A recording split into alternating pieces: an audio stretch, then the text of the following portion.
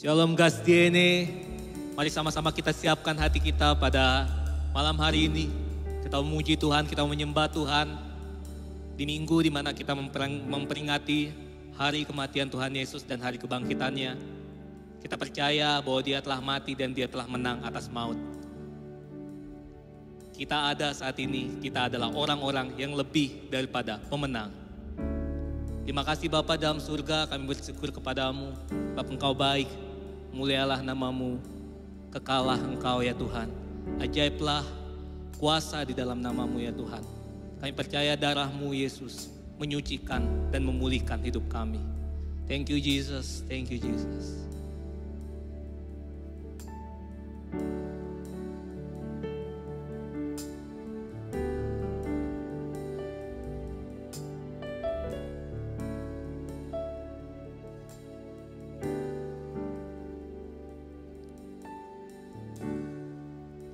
Worthy of every song we could ever sing, worthy of all the praise we could ever bring, worthy of every breath we could ever breathe.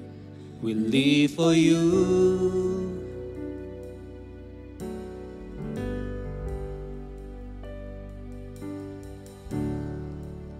Jesus, the name above every other name.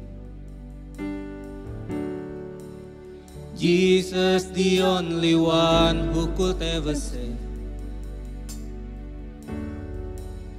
Worthy of every breath we could ever breathe.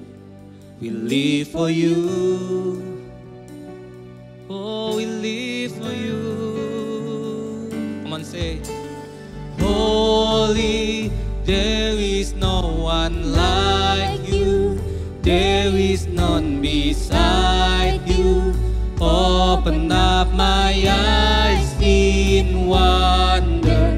Show me who you are and fill me with your heart and lead me in your love to just around me.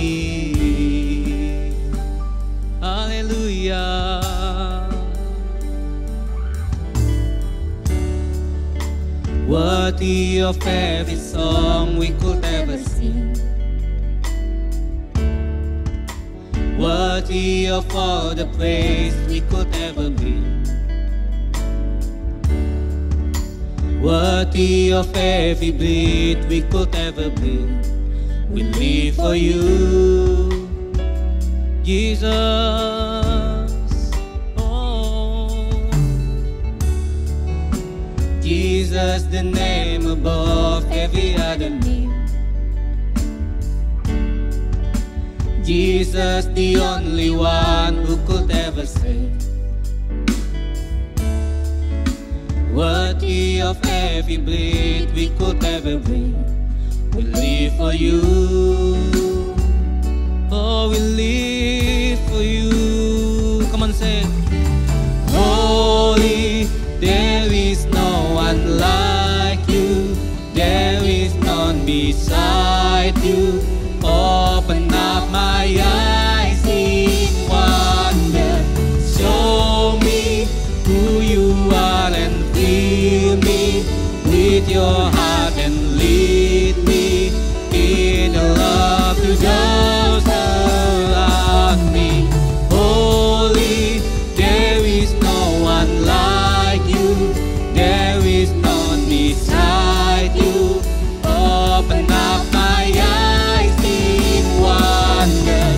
Show me who you are and fill me with your heart and lead me in the love to just holy. Holy, there is no one like you. There is none beside you. Open up my eyes in wonder. Show me who you are and fill me with your heart and lead me in the love to just around me.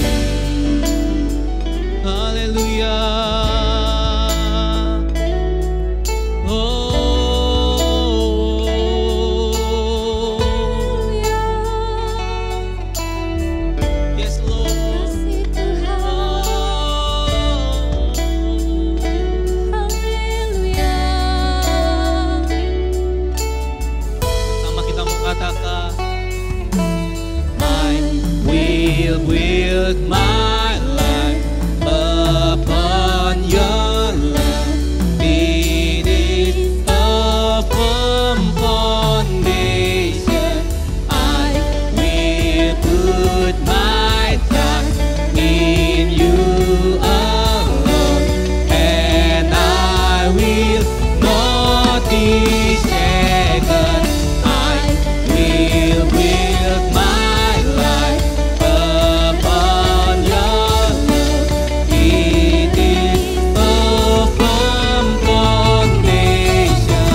I will put my trust in you alone, and I will not be holy. Holy, there is no one like you.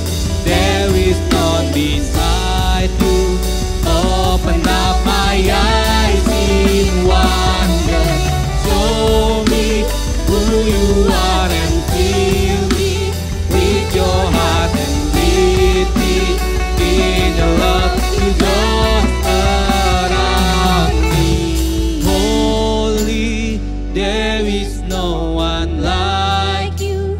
There is none beside you. Open up my eyes in wonder. Show me who you are and fill me with your heart and lead me in your love to those around me. Holy, there is no one like you. There is none beside you. Open up my eyes in wonder. Show me who you are and fill me with your heart and lead me in your love to those around me. Let's worship Him. Let's worship Jesus. Hallelujah. Oh, hallelujah. Oh, we worship you, Lord. Hallelujah. Oh, kami menyembah, kami tinggikan.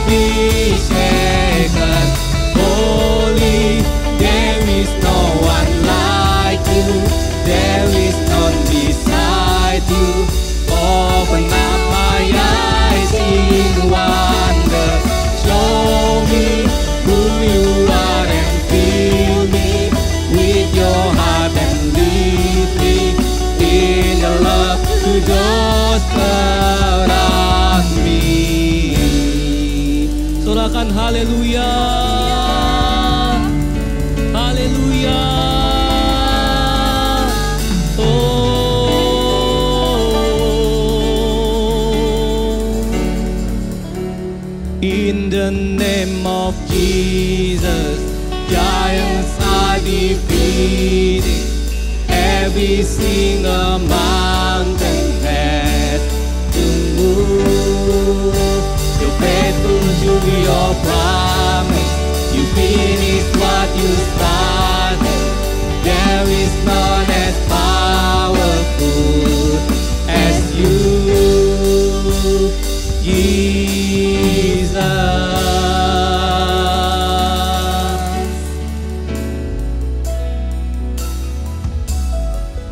My God is strong in battle.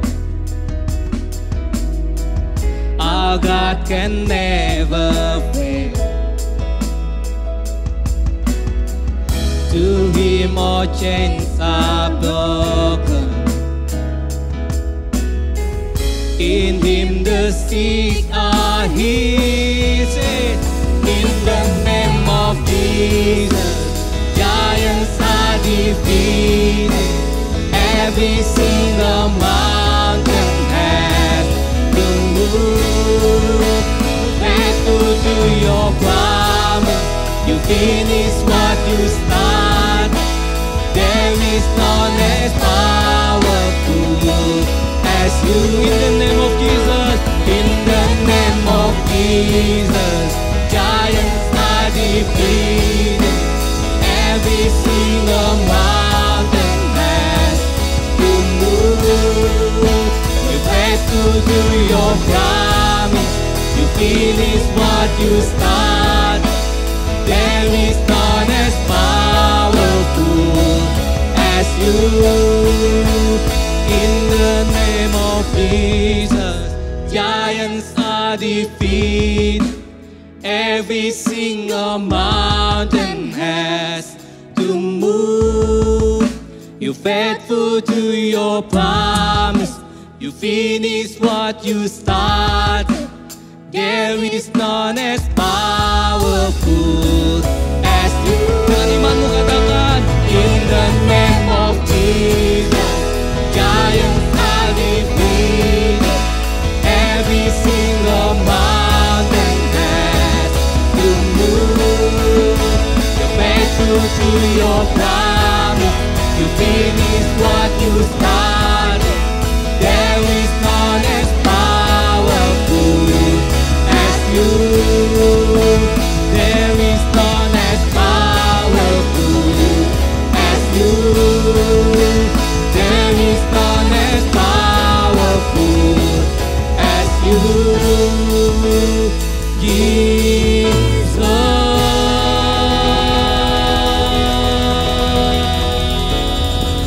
Haleluya.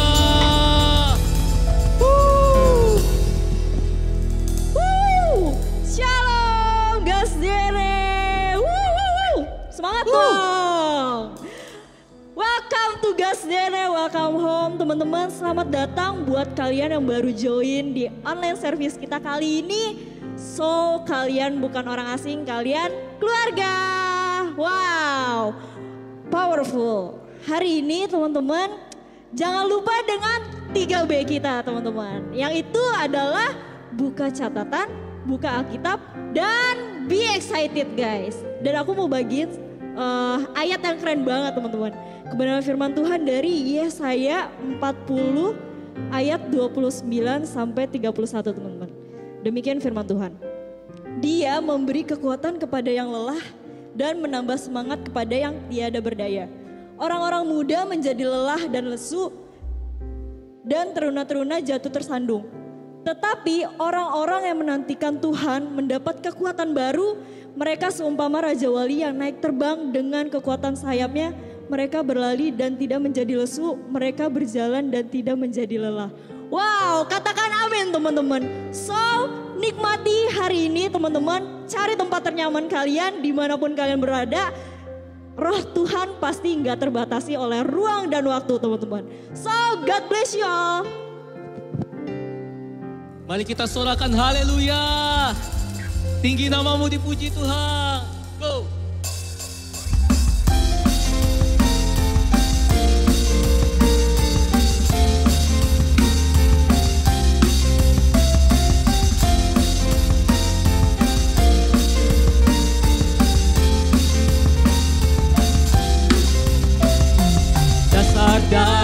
yang ku harapkan, bukti dari segala yang tak kulihat. Iman berikan ku kekuatan untuk melakukan perkara yang hebat. Bersama Roh-Mu ku pasti menang. Go! Tinggi nama-Mu dipuji, hormat kemuliaan sorakan sorak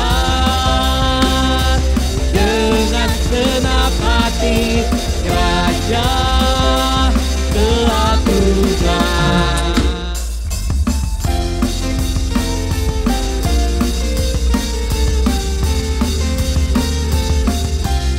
Katakan, tak kau biarkan pencobaan melebihi batas kekuatanku. Kau yang berikanku kemuliaan, semakin serupa dengan gambaran-Mu. Bersama Roh-Mu ku pasti menang. Go!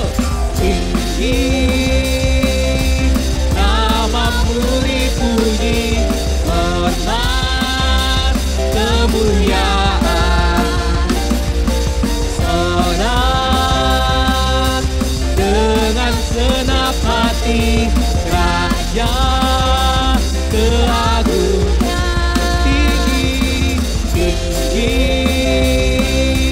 nama-Mu dipuji, hormat kemuliaan sorak dengan senap hati, Raja keagungan.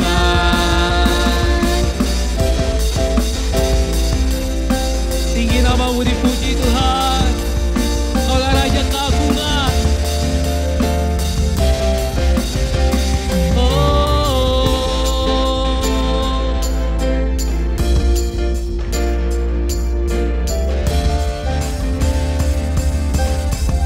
Bersama kita mau katakan, tinggi nama-Mu dipuji, hormat kemuliaan. Angkat kedua tanganmu, katakan, sorak dengan senap hati, Raja keagungan. Tinggi nama-Mu dipuji, hormat kemuliaan sorak dengan senap hati, Raja keagungan. Raja, Raja keagungan. Kaulah Raja keagungan. Haleluya.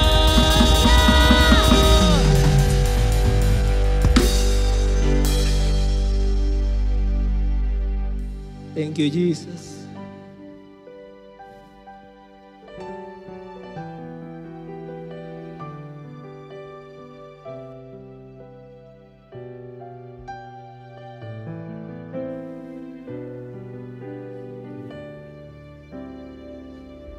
Above all powers, above all kings, above all nature and all created things, above all wisdom and all the ways of man. You were here before the world began. above all kingdoms, above all thrones, above all wonders the world has ever known, above all wealth and treasures of the earth. There's no way to measure what you are. Crucified, laid behind a stone, you live to die, rejected and alone, like a lost, trampled on the ground.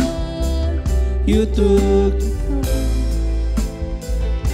and thought of me. Crucified, laid behind a stone, you live to die, rejected and alone, like a lost, trampled on the ground. You took the fall and thought of me above all. Crucified, laid behind a stone, you live to die, rejected and alone, like a rose trampled on the ground. You took the fall and thought of me, Lord, and thought of me. Sekali lagi kita mau katakan crucified, crucified, laid behind a stone, you live to die, rejected and alone, like a rose trampled on the ground. You took the fall and thought of me, Lord, and thought of me. Oh, crucified, Lord, crucified, laid behind a stone, you live to die, rejected and alone, like a rose trampled on the ground. You took the fall and thought of me above all, like a rose trampled on the ground. You took the fall and thought of me above all, like a rose trampled on the ground. You took the fall and thought of me above all. Haleluya. Shalom GasDene, apa kabar teman-teman sekalian? Saya berharap semuanya baik-baik saja karena saya pun di sini baik-baik saja, oke? Sudah lama sekali sejak kita terakhir benar-benar bisa berjumpa, bertatap muka satu sama lain. Dikarenakan memang ada pandemi ini datang, tetapi kita harus tetap bersyukur karena dalam segala hal Tuhan pasti mengerjakan yang terbaik. Amin.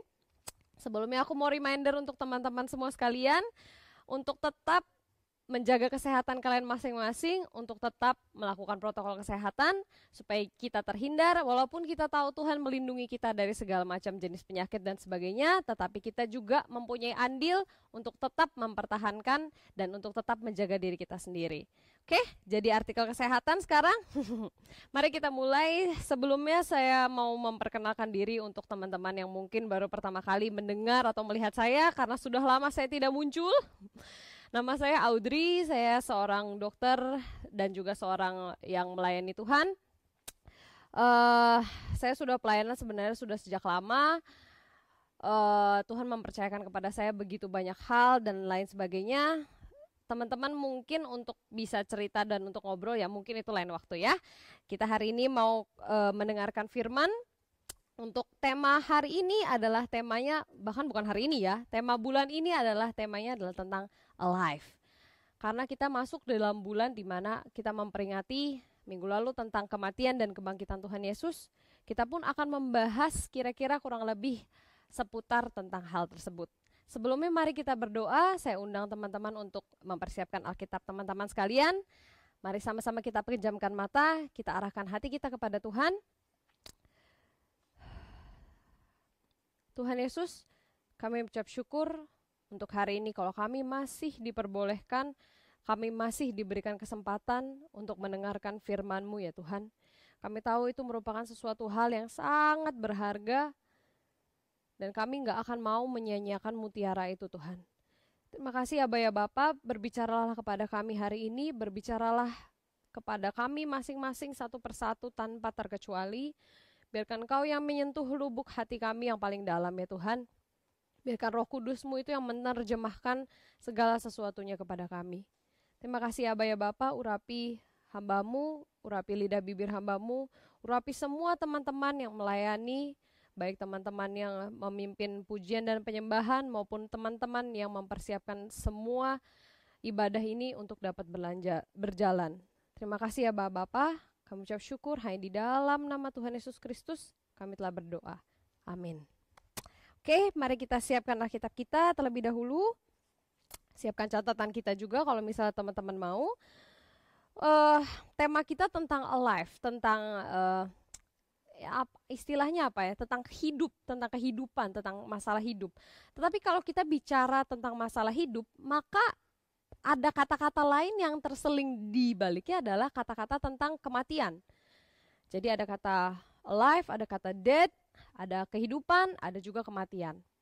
Nah, untuk hari ini aku mau membahas terutama tentang kematian itu sendiri. Jadi kalau misalnya teman-teman sadari atau mungkin entah ini fenomena yang baru terjadi atau fenomena yang memang sebenarnya dulu mungkin sudah sering terjadi namun kita nggak aware aja.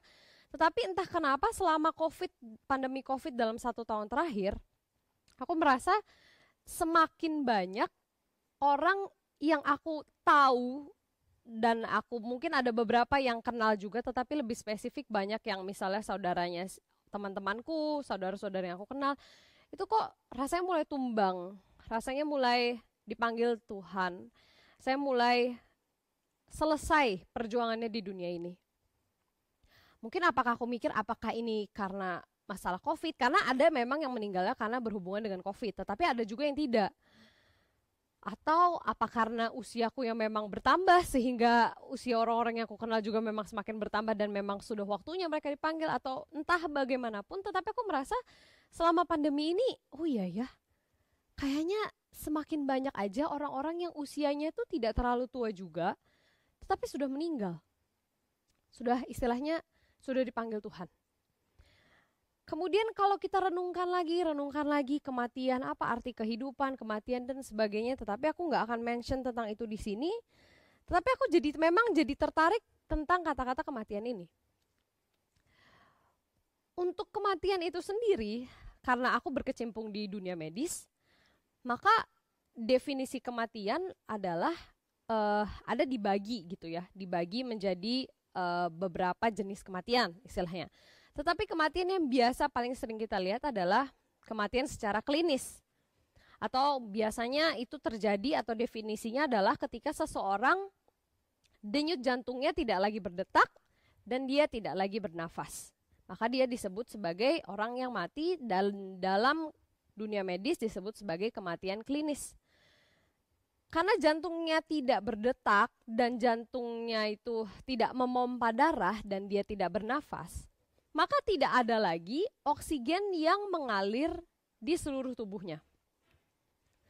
Kalau tidak ada oksigen yang mengalir ke seluruh tubuh, sedangkan oksigen itu sangat penting buat kehidupan kita, setiap sel-sel dalam tubuh kita itu membutuhkan oksigen untuk dia dapat bekerja dengan baik, terutama sel-sel di bagian otak juga. Jika dalam 4-6 menit kita tidak mendapatkan oksigen dengan baik, misalnya darah kita tidak terpompa karena jantung kita berhenti dan tidak bernafas, maka sel-sel di dalam tubuh kita akan mulai mati. Karena mereka nggak dapat asupan oksigen. Mereka akan mulai perlahan-lahan mati, dan perlahan-lahan mati, sehingga dapat menimbulkan kematian yang namanya kematian seluler.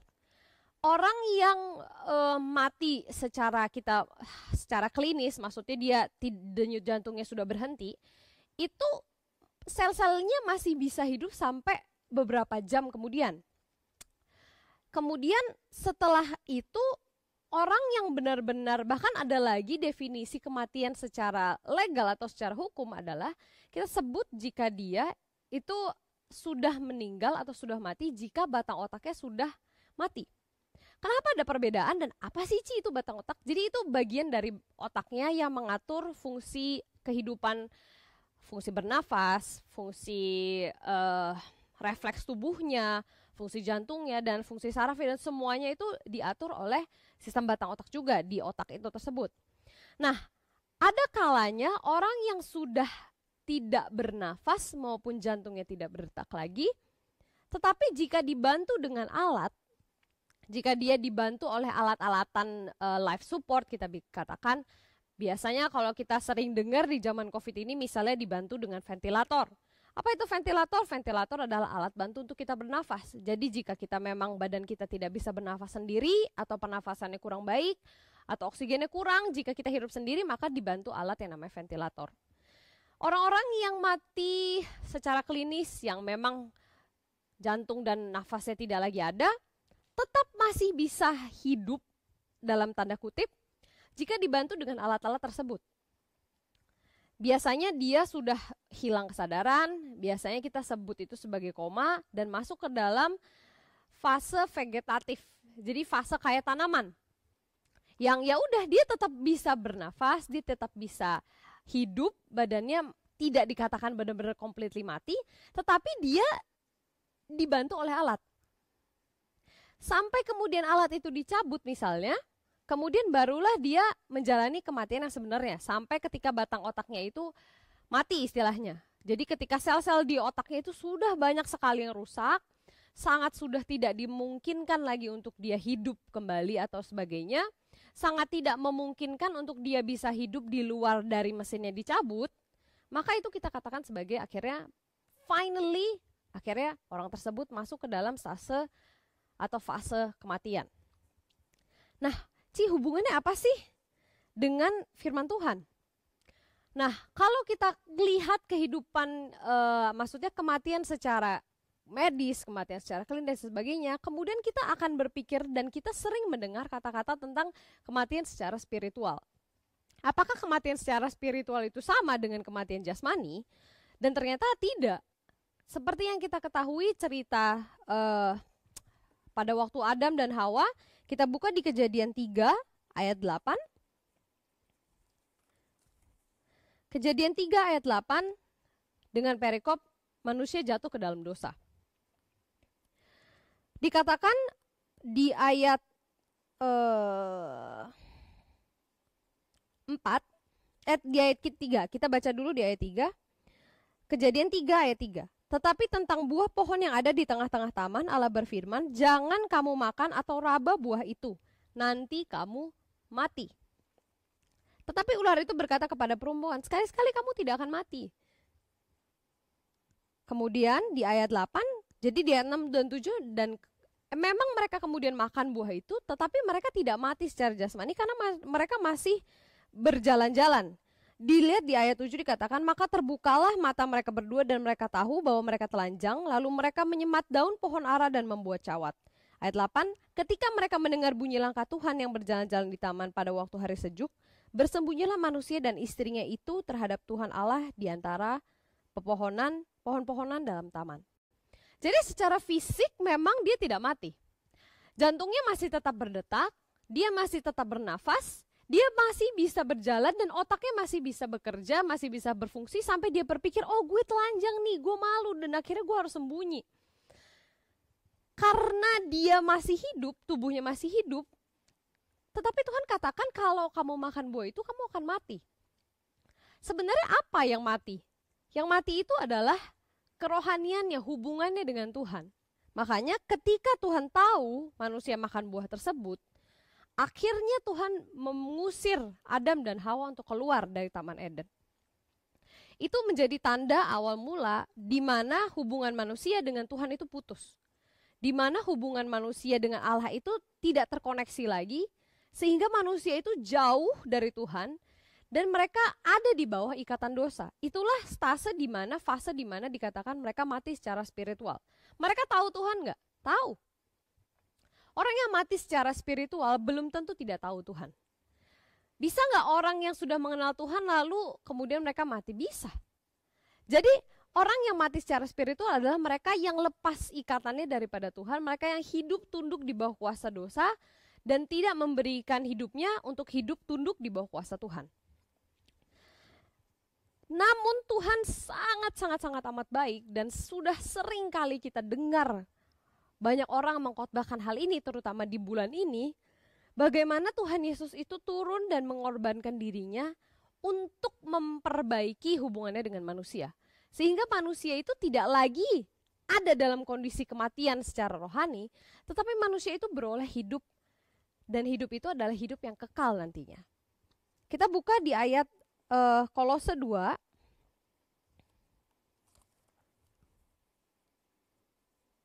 Di Kolose 2 ayat 13. Dikatakan segini, kamu juga meskipun dahulu mati oleh pelanggaranmu dan oleh karena tidak disunat secara lahiriah, telah dihidupkan Allah bersama-sama dengan Dia. Sesudah Ia mengampuni segala pelanggaran kita dengan menghapuskan surat hutang yang oleh ketentuan-ketentuan hukum mendakwa dan mengancam kita. Dan itu ditiadakannya dengan memakukannya pada kayu salib. Ia telah melucuti pemerintah-pemerintah dan penguasa-penguasa dan menjadikan mereka tontonan umum dalam kemenangannya atas mereka. Jadi karena Tuhan sudah mengorbankan dirinya di kayu salib, maka kita beroleh hidup yang kekal. Sehingga kita diberikan roh Tuhan itu ada di dalam kita, sehingga kita menjadi manusia yang dapat tunduk dan hidup di bawah kuasa dan perintah Tuhan. Sehingga kita menjadi orang-orang yang hidup, dalam tanda petik. Jadi hidup secara jasmani dan hidup secara spiritual. Namun yang menarik adalah pada manusia ini bisa terjadi juga orang yang sudah hidup secara spiritual, di antara kematian dan di antara kehidupan itu ada yang tadi saya katakan sebagai fase koma.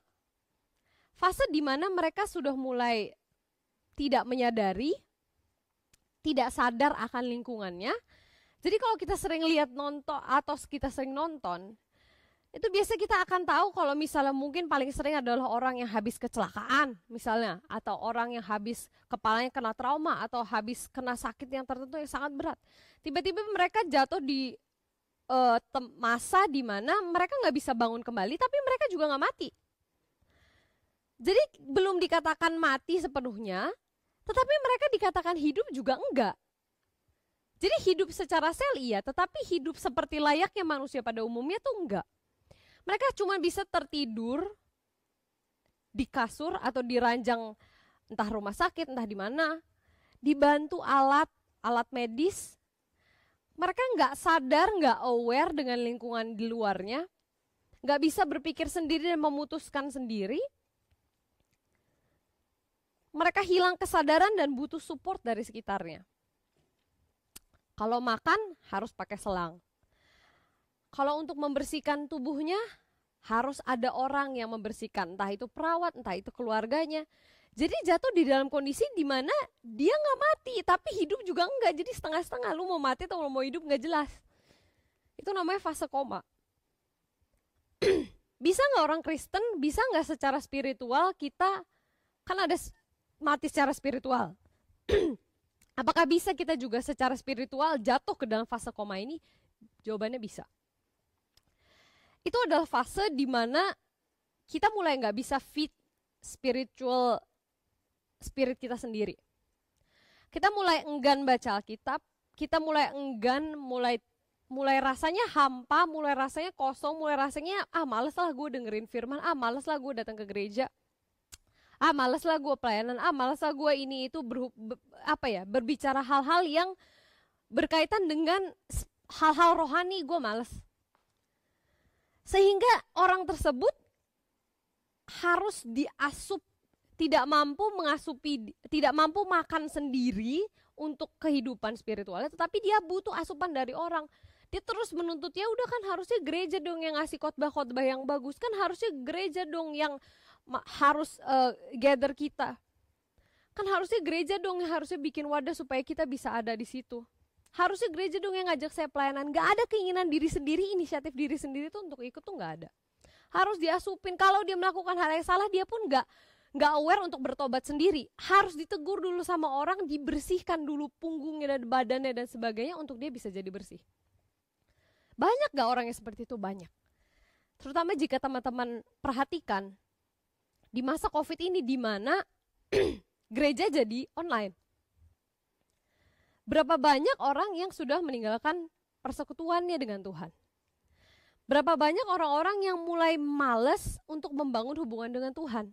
Padahal tadinya dia mungkin rajin datang ke gereja. Dia rajin baca firman. Dia rajin ngobrol-ngobrol dengan temannya, membagikan firman dan sebagainya. Tetapi sejak pandemi ini, karena gereja juga nggak ada, kondisi memaksa bahwa, apalagi awal-awalnya, banyak gereja yang masih beradaptasi, betul, untuk tidak bisa membuka ibadah sendiri, jadi harus nge-share ke jemaatnya, ini online dari sini, online dari sini, online dari sini. Tidak bisa semuanya terfasilitasi dengan baik. Makin banyak orang yang mundur, makin banyak orang yang makin jauh dari Tuhan. Seringkali ketika ngobrol dengan teman-teman di rumah sakit, banyak yang ngomong, ih gue tuh berasa jadi kayak ateis loh, udah setahun gak pernah ke gereja. Terus aku tanya, lah kan ada ibadah online, kenapa gak ibadah online? Kemudian jawabannya cuman, beda rasanya kalau ibadah online, gak enak aja rasanya. Terus aku tanya lagi, lah tapi lu baca firman gak? Atau ikut komsel persekutuan atau apapun gitu gak? Ya enggak, kan gak boleh kumpul-kumpul, dia bilang. Zoom? Enggak juga. Lah terus lu mau ngapain gitu loh? Lu ngomong kalau diri lu sendiri tuh tidak bisa aktif lagi, tidak bisa berkomunikasi lagi dengan teman-teman sekitar, tidak bisa, maksudnya berasa jauh dari Tuhan, tapi lu menyalahkan pandemi ini, lu menyalahkan si COVID ini, bilang kayak COVID ini nih bikin gue jadi ateis, gak pernah ke gereja. Itu suatu hal yang menurutku adalah nonsens. Karena kamu punya kapabilitas, kalau kamu memang tertarik dengan sesuatu hal, maka kamu akan punya passion, punya niat istilahnya untuk meraih hal tersebut. Kalau kamu merasa dirimu hampa dan kering karena kamu gak pernah datang lagi ke gereja, maka kamu harusnya mencari entah asupan dari online, gereja online kah, atau misalnya ngobrol sama teman-teman, misalnya via Zoom, via telepon dan sebagainya, sharing tentang hal-hal yang rohani. Untungnya di keluarga saya pun semua melayani, hampir semua melayani Tuhan. Sehingga kita bisa sering share di rumah, saling menguatkan satu sama lain. Tetapi aku tahu dan sangat aware bahwa banyak teman-teman di luar sana pun yang keluarganya bahkan mungkin juga gak kenal Tuhan. Ataupun kenal Tuhan tetapi hidupnya tidak seperti layaknya orang Kristen yang sejati. Sehingga ketika kamu mau share ke orang tua pun, ketika kamu mau share ke keluarga pun, gak ada wadahnya, gak ada orangnya. Dan kamu merasa kayak, kok gue sendiri? Itu hal yang bisa saja terjadi. Dan itu bisa dikatakan bukan salah kita. Kenapa? Karena memang pandemi membuat hal-hal yang tadinya tidak pernah kita bayangkan, malah sekarang terjadi. Hal-hal yang terjadi ini di luar ekspektasi kita, tetapi itu adalah tergantung dari cara kita merespons, cara kita beradaptasi untuk kita bisa tetap memaintain, kita akan tetap hidup atau kita akan berangsur-angsur menuju kematian. Karena pada dasarnya bahkan secara medis itu untuk orang yang masuk ke dalam keadaan koma, kemudian dia bisa hidup kembali, itu persentasenya sangat kecil sebenarnya. Karena biasanya dalam 2 minggu sampai 4 minggu setelah dia jatuh ke dalam masa koma, biasanya entah peralatannya sudah akan dicabut atau memang dia sudah akan mati batang otak sendiri. Jadi akan memang ya udah nggak akan bisa sembuh lagi, nggak akan bisa melek lagi. Ya emang perjalanan menuju kematian tuh saat koma itu ya surely you will be dead gitu. Tetapi ada nggak orang-orang yang kemudian hidup kembali? Bukan dikatakan hidup kembali, tetapi lebih tepatnya dikatakan bangun kembali. Pada nyatanya secara medis yang tampaknya mustahil pun ternyata ada. Kalau kita search banyak nama istilahnya ya, banyak berita yang mengabarkan bahwa oh ini dapat bangun dari komanya. Salah satunya yang saya mention adalah namanya Munira Abdullah. Dia seorang perempuan yang karena kecelakaan menyebabkan ada trauma di kepalanya sehingga bagian kepalanya ada yang istilahnya rusak. Sehingga dia jatuh ke dalam keadaan koma dan kemudian dia dibantu support oleh alat-alat bantu hidup. Dokter udah bilang gak mungkin lah, gak bisa ini, gak mungkin. Tapi suaminya tetap, keluarganya tetap kekeh, enggak. Dia pasti suatu saat akan sembuh seperti itu. Dan pada akhirnya 27 tahun kemudian setelah dia masuk ke dalam fase koma, terbukti bahwa dia memang hidup kembali. Tetapi ini chancesnya mungkin 1 in a million. Jadi memang tidak semuanya terjadi seperti ini, tetapi dikatakan ada nggak? Ada, betul. Tetapi yang harus kita mention adalah dia mendapatkan support dan dukungan dari orang-orang sekitarnya. Jadi jika teman-teman merasa lagi dalam fase koma secara spiritual, kamu gak berasa bertumbuh, kamu gak berasa bergerak kemana-mana, kamu berasa stagnan, kamu berasa hampa, kamu berasa mulai kehilangan arah, mulai lost consciousness tentang siapa itu Tuhan ya, kamu mulai bertanya-tanya dan bahkan kamu mulai meragukan kuasa dan mukjizat Tuhan, maka waktu tersebut adalah waktu yang paling pas untuk kamu memutuskan untuk masuk kembali ke sebuah perkumpulan atau sebuah komunitas yang bisa membantu support kamu. Karena orang-orang yang koma juga kalau dia ditinggal di rumah kemudian gak ada support apapun, gak ada yang ngurusin dia, pasti ujung-ujungnya juga gak akan hidup kembali. Chances untuk hidupnya malah semakin jelek, pasti akan semakin 0%. Begitu juga dengan kamu, begitu juga dengan saya, begitu juga dengan kita semua. Kalau kita merasa kita ini lost track, kita mau kemana, gue jadi gak tahu tujuan hidup gue ngapain, gue jadi gak tahu selama ini gue jadi orang Kristen ini ngapain. Bahkan sampai kita berpikir, tepat gak ya gue ini percaya sama Tuhan? Tepat gak ya gue ini memegang Tuhan Yesus Kristus sebagai Tuhan dan Juru Selamat gue? Tepat gak ya? Kalau kita mulai berpikir dan mulai ada keraguan seperti itu. Apalagi di masa COVID mungkin keluarga kita kondisinya sedang down. Mungkin keluarga kita kondisi ekonominya sedang diterpa badai yang luar biasa. Mungkin kita berasa, oh banyak yang kesaksian mereka ditolong Tuhan waktu saat pandemi, tapi kok gue gini-gini aja. Gue gak merasakan dan gue gak melihat mukjizat Tuhan dan bla bla bla segala. Akhirnya kita mulai tawar hati, kita mulai pahit, kita mulai gak mau kenal sama Tuhan, kita gak mau mendekatkan diri sama Tuhan, kita mulai hilang harapan, hilang iman. Kita mulai gak berdoa lagi sama Tuhan, kita mulai gak percaya lagi dengan kuasa dan mukjizat Tuhan. Kita mulai gak percaya bahwa Tuhan itu merancangkan sesuatu yang terbaik, sesuatu yang baik buat kehidupan kita. Ketika kita mulai melupakan hal tersebut, kita mulai worry sangat banyak, kita mulai takut, kita mulai khawatir, kita mulai mencari pertolongan keluar sana, kita mulai mencari pertolongan di luar Tuhan. Kita mulai mencari cara bagaimana menolong diri sendiri tanpa kita rely on God. Ketika kita masuk ke dalam fase koma secara spiritual tersebut, come on. Ini waktunya untuk kamu kembali masuk ke dalam komunitas yang bisa support kamu secara spiritual. Ini waktunya di mana kamu harus justru mencari teman-teman yang bisa membantu dan support kamu secara spiritual, secara kerohanian kamu. Tetap membangun kamu secara dengan kritik-kritik yang sehat. Bukan cuma iya-iyain semua cerita kamu, enggak. Bukan cuma yes aja, tetapi mereka berani mengcounter pilihan-pilihan kamu yang menurut mereka kok kayaknya gak sesuai dengan firman Tuhan ya. Justru kita harus choose. Karena orang-orang yang koma pun kadang ketika diberikan asupan obat-obatan, asup-asupan medikasi dan sebagainya, itu tetap cenderung tergantung dari respon tubuhnya sendiri.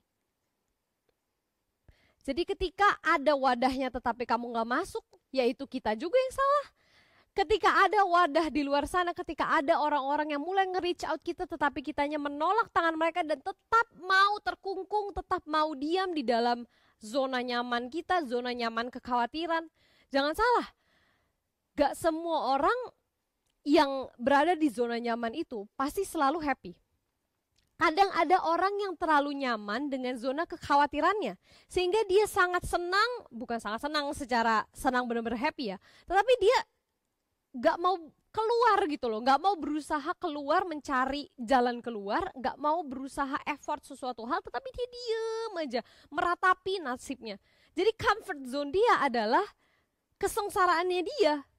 Kesuramannya dia, kesulitannya dia, mengeluh setiap hari, caci maki setiap hari, ngomong di Instagram, Twitter, dan berbagai sosmed, maki-maki sana sini, menyalahkan orang sana sini, sangat comfort sekali berada di dalam fase tersebut.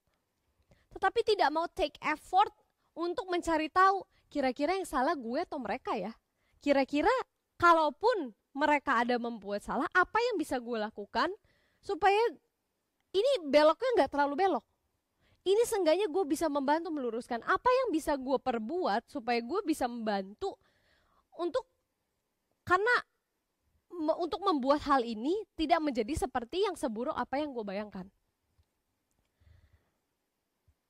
Keluar dari comfort zone kita dan mulai think of something.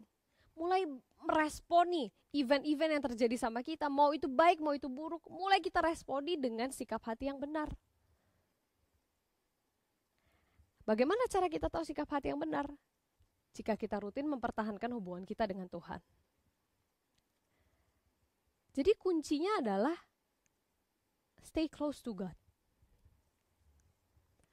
Mau kamu lagi dalam masa kamu hidup, mau dalam kamu fase sedang koma secara spiritual, choose to stay close to God. Kalau udah jarang ke gereja, tapi setiap minggu juga udah gak ibadah, ya gimana kamu mau dapat asupan firman? Udah jarang ibadah, lagu pun gak pernah setelah lagu rohani, baca Alkitab juga gak pernah. At least kalau kamu mendengarkan lagu-lagu yang istilahnya lagu-lagu rohani, lagu-lagu pujian dan penyembahan, at least ada firman-firman di situ tuh yang ada gitu. Karena kan seringkali pujian dan penyembahan itu mengambil lirik itu kan dari firman Tuhan kan. Jadi kadang itu dapat membantu menumbuhkan iman kita, dapat membantu menumbuhkan kondisi spiritual kita karena kita mendengarkan firman. Tetapi apa yang terjadi kalau yang kita tonton, yang kita dengar, yang kita alami sehari-hari udah buruk, kita pun tidak bisa mendapatkan asupan firman dan tidak mau mendapatkan asupan firman. Maka yang lama-lama akan terjadi adalah fase koma tersebut akan berangsur-angsur menuju kepada kematian.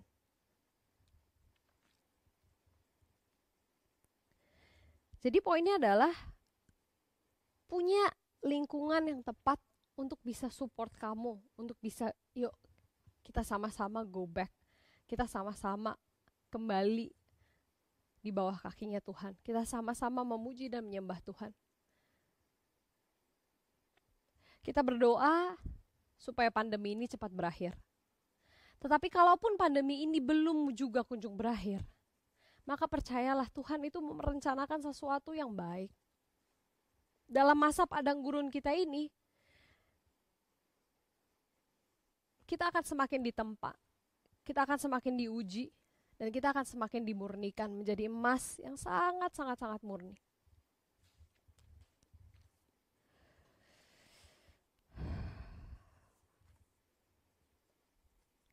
Poin terakhir dari khotbah saya mau membahas, lalu apa yang terjadi Kak?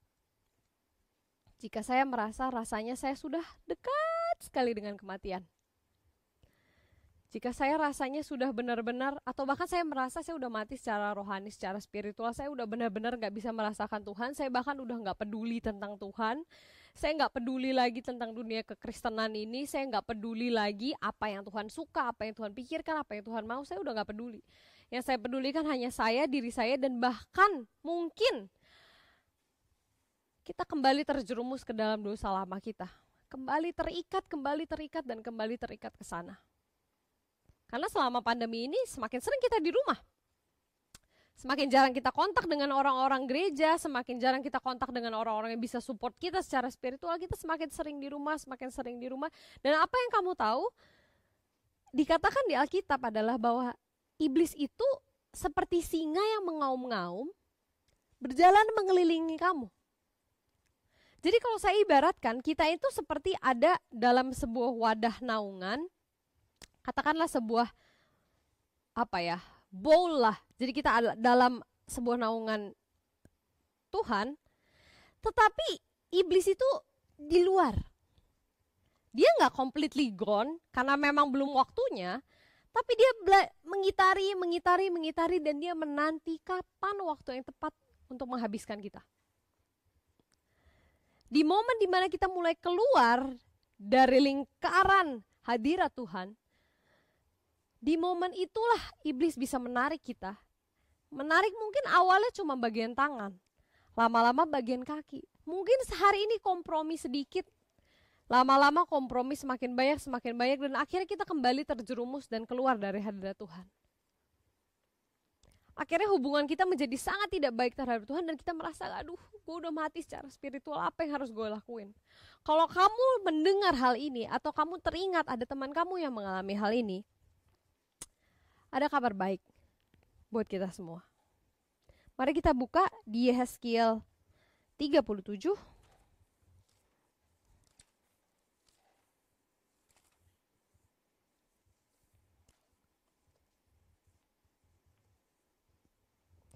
Sudah dapat semuanya? Di Yehezkiel 37, Yehezkiel itu ada di Perjanjian Lama dengan judul perikop Kebangkitan Israel. Kita baca bersama-sama dengan pelan dan dengan seksama. Mari kita resapi firman Tuhan. Ini ceritanya Tuhan Yesus sedang berbicara kepada Yehezkiel. Dia katakan, lalu kekuasaan Tuhan meliputi aku, Yehezkiel ya.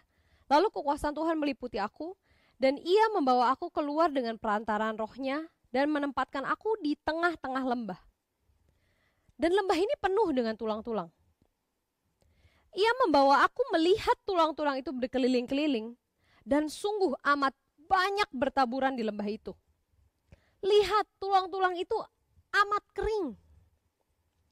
Lalu ia berfirman kepadaku, hai anak manusia, dapatkah tulang-tulang ini dihidupkan kembali?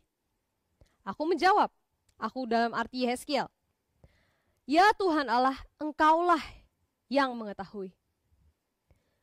Ayat 4, lalu firman-Nya kepadaku, bernubuatlah mengenai tulang-tulang ini dan katakanlah kepadanya, hai tulang-tulang yang kering, dengarlah firman Tuhan. Beginilah firman Tuhan Allah kepada tulang-tulang ini. Aku memberi nafas hidup di dalammu supaya kamu hidup kembali. Aku akan memberi urat-urat padamu dan menumbuhkan daging padamu. Aku akan menutupi kamu dengan kulit dan memberikan kamu nafas hidup, supaya kamu hidup kembali. Dan kamu akan mengetahui bahwa akulah Tuhan.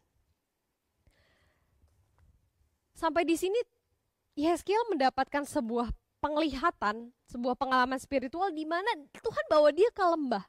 Dan lembah itu sangat banyak dia lihat tulang-tulang, sangat banyak tulang-tulang bertaburan. Tulang identik dengan kematian.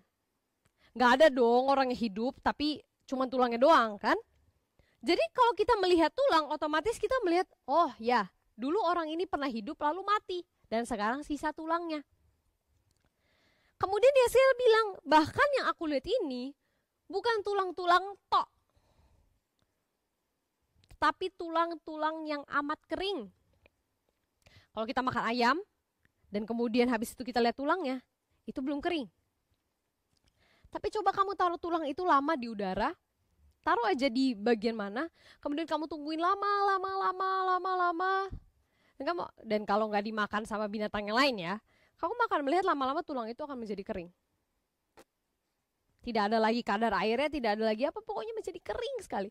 Berarti maksudnya tulang keringnya apa? Udah lama banget matinya. Udah ngelihat tulang, ya iya berarti dia udah mati, ditambah tulang ini tuh kering. Jadi kita berpikir, oh ya ini adalah orang-orang yang dulu pernah hidup, lalu kemudian mati, dan ini sudah lama sekali matinya.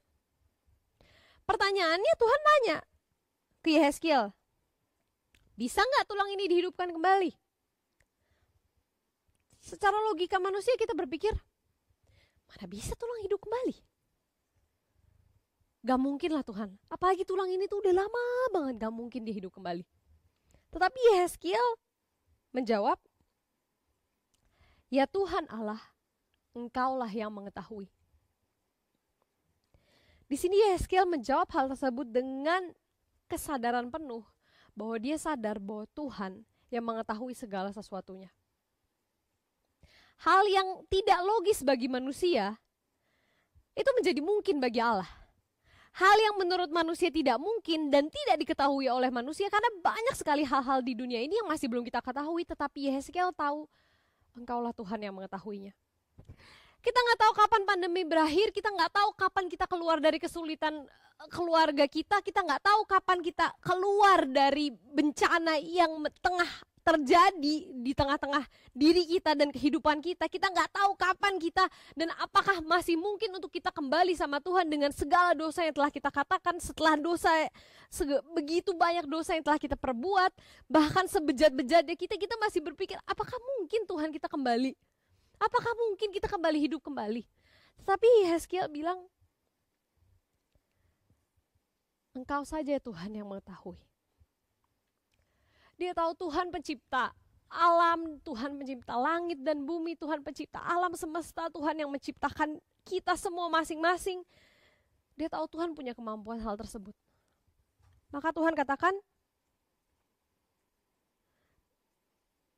bernubuatlah mengenai tulang-tulang ini. Ketika dia bernubuat, dia mengatakan sesuatu hal yang sesuai dengan perkataan firman. Dan kita lihat apa yang terjadi di ayat 7. Yehezkiel bilang, lalu aku bernubuat seperti diperintahkan kepadaku. Dan segera sesudah aku bernubuat, kedengaranlah suara. Sungguh suatu suara berderak-derak. Dan tulang itu bertemu satu sama lain. Sedang aku mengamatinya, lihat urat-urat ada dan daging tumbuh padanya. Kemudian kulit menutupinya, tetapi mereka belum bernafas. Jadi mulai kalau kita bayangin tulang-tulang itu, coba kita imagine sebentar. Dari yang tulang, tiba-tiba mereka berderak-derak, kemudian tiba-tiba mulai tumbuh kembali urat-uratnya, dagingnya, kemudian mulai ada kulit-kulit mulai terbentuk. Lewat nubuat dari Yehezkiel yang Tuhan berikan. Ayat 9. Tetapi dikatakan ada satu lagi, tetapi mereka belum bernafas. Jadi mereka sudah ada bentuk tubuhnya, tetapi mereka belum bernafas. Lalu kata Tuhan, maka firman-Nya kepadaku, bernubuatlah kepada nafas hidup itu, bernubuatlah hai anak manusia, dan katakanlah kepada nafas hidup itu. Beginilah firman Tuhan Allah, hai nafas hidup, datanglah dari keempat penjuru angin dan berembuslah ke dalam orang-orang yang terbunuh ini, supaya mereka hidup kembali. Lalu aku bernubuat seperti diperintahkannya kepadaku, dan nafas hidup itu masuk di dalam mereka, sehingga mereka hidup kembali. Mereka menjejakkan kakinya, suatu tentara yang sangat besar.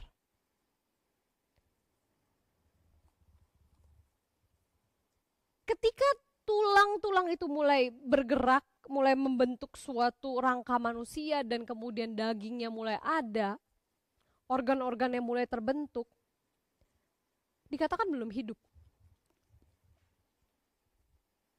Tetapi dikatakan ketika nafas hidup itu ada dan berhembus ke dalam manusia, ke dalam tulang yang sudah ada daging-daging tersebut, maka dikatakan disitulah dia hidup kembali.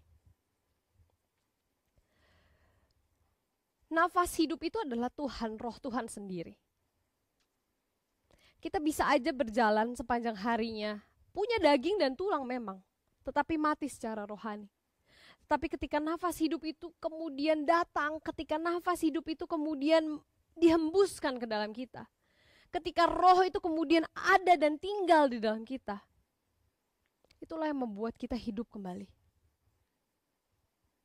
Itulah yang membuat kita hubungan kita kembali sama Tuhan. Tuhan itu ibarat seperti oksigen kita. Kalau kita nggak ada oksigen, kalau kita bernafas aja nih, tapi nggak ada oksigen di sekeliling kita, Tapi kita bernafas dalam waktu beberapa menit dalam waktu beberapa menit pasti kita akan pingsan.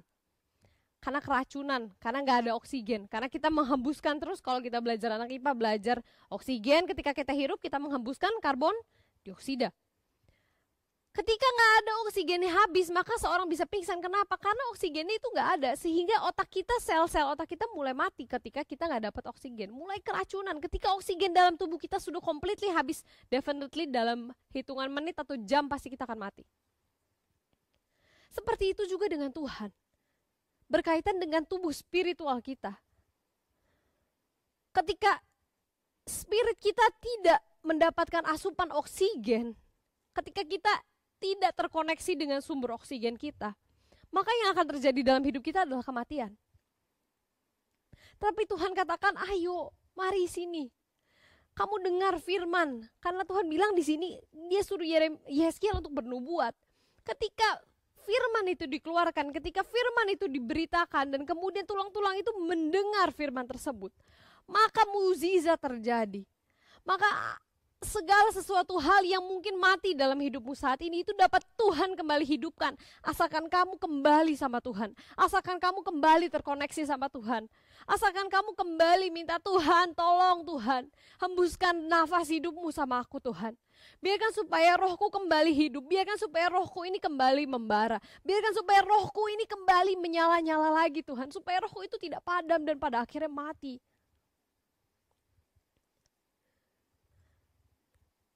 Pada hari ini aku mau mengajak teman-teman, khotbah saya sudah selesai di sini. Pada hari ini aku mau mengajak teman-teman sekalian, jika kamu sedang dalam kondisi koma, jika kamu sedang dalam kondisi tidak baik saat ini, jika kamu sedang dalam kondisi pupus dan hilang harapan, jika kamu sedang dalam kondisi tidak terkoneksi sama Tuhan, mari kembali sama Tuhan.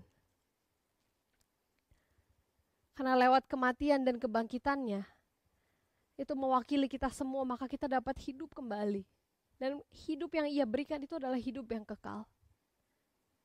Hidup yang sampai selama-lamanya.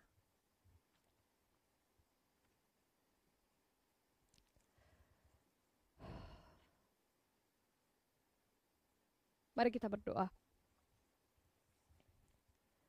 Saya akan akhiri ini.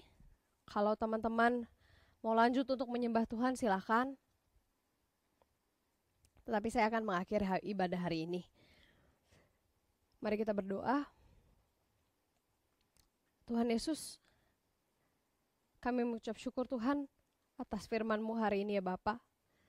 Kami mengucap syukur atas teguran-Mu hari ini Tuhan. Kami mengucap syukur atas panggilan-Mu kembali Tuhan. Hamba tahu Tuhan di luar sana Tuhan, untuk teman-teman yang mendengarkan Tuhan firman ini ya Bapa. Hamba tahu Engkau sedang memanggil mereka kembali Tuhan Yesus kepada Engkau. Kembali untuk memiliki dan menggantungkan harapan mereka sama-Mu ya Tuhan. Kembali untuk percaya dan sepenuhnya kembali dengan Engkau ya Bapa. Untuk meninggalkan kehidupan dan kebiasaan lama mereka, di mana mereka kembali jatuh ke dalam lumpur yang sama mungkin sebelum mereka bertobat ya Tuhan. Engkau memanggil mereka kembali dan Engkau membersihkan mereka kembali ya Tuhan. Di dasyarallah barabatarallah barakash. Kami ucap syukur Tuhan atas kebaikan-Mu. Kami ucap syukur karena Engkau setia walaupun kami gak setia Tuhan. Kami ucap syukur untuk kebaikan-Mu atas kami semua ya Bapa. Walaupun kami ini gak baik ya Tuhan. Kami ucap syukur karena Engkau mengasihi kami Tuhan Yesus. Dan kasih-Mu itu tidak pernah lebih ketika kami melakukan sesuatu atau berkurang ketika kami melakukan sesuatu. Tetapi kasih-Mu itu begitu melimpahnya sama kami ya Bapa. Terima kasih Tuhan, terima kasih untuk anugerah-Mu yang begitu besar.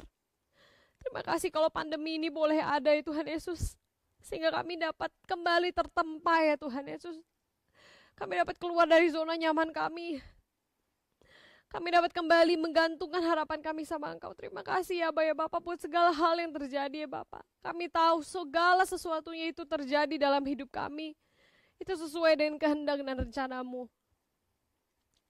Terima kasih Tuhan, terima kasih Engkau biarkan Engkau terus berbicara kepada setiap kami Tuhan Yesus, satu persatu masing-masing ya Tuhan Yesus. Walaupun kami gak bersama satu sama lain, walaupun mungkin kami gak ada musik yang mengiringi Tuhan Yesus, walaupun mungkin ya Tuhan Yesus kami sedang ada di rumah, sedang ada di kamar kami sendiri, kami sedang ada dimanapun ya Tuhan Yesus yang mungkin tidak tampak ya Tuhan Yesus. nyaman untuk kami dari Tuhan, tapi kami tahu Tuhan Yesus, kami percaya bahwa kami dapat merasakan hadirat-Mu dimanapun kami berada. Kami dapat merasakan Tuhan Yesus, kuasa-Mu mengalir Tuhan Yesus, melebihi ruang dan melebihi waktu dan melebihi tempat ya Tuhan Yesus. Kami tahu Engkau hadir di samping kami. Terima kasih ya Bapak, terima kasih Tuhan untuk hari yang indah ini ya Bapak. Jika kami sebentar lagi mau mengakhiri ibadah kami Tuhan, Engkau biarkan supaya firman yang tertabur itu dapat tetap ada, tinggal, dan tumbuh di dalam hati kami. Dan firman itu akan bertumbuh dan berbuah lebat Tuhan, dan berakar hebat ya Tuhan Yesus. Dan buah-buah yang dihasilkan itu adalah buah yang manis, yang dapat dirasakan oleh orang-orang di sekitar kami. Terima kasih ya Bapak, terima kasih Tuhan, terima kasih untuk kasih-Mu. Mari sama-sama siapkan hatimu, angkat tanganmu untuk menerima berkat yang daripada Tuhan. Biarkan Tuhan memberkati engkau dan menyinari engkau dengan wajahnya. Biarkan Tuhan bertahta atas dirimu dan atas keluargamu. Biarkan Tuhan membawa engkau naik dan bukan turun. Biarkan engkau menjadi kepala dan bukan menjadi ekor. Biarkan engkau menjadi revivalist akhir zaman yang setia sampai pada akhirnya Tuhan menjemput kita di awan-awan permai untuk yang kedua kalinya. Terima kasih Tuhan, biarkan masa depanmu Tuhan yang pegang, masa depanmu Tuhan yang rancangkan sepenuhnya. Hanya di dalam nama Tuhan Yesus Kristus kami telah berdoa dan mengucap syukur. Amin. Thank you guys. Selamat menikmati ibadah, selamat menikmati hari bersama keluarga. Happy Sunday.